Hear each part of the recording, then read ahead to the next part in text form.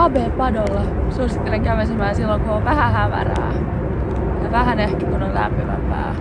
Koska nyt tällä hetkellä on sateista, vähän harmahtavaa. Ei tuu sellaista oikeeta Riian tunnelmaa esille.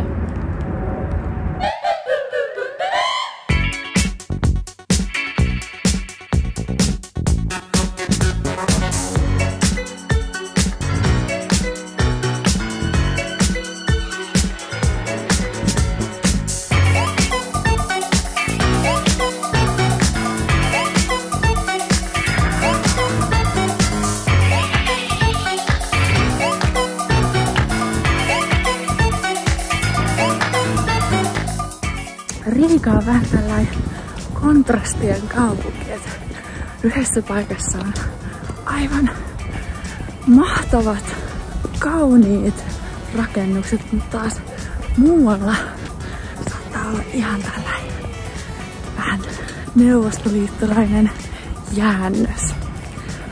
Ja tekee itse asiassa kaupungista vähän erikoisen ja jopa ainutlaatuisen.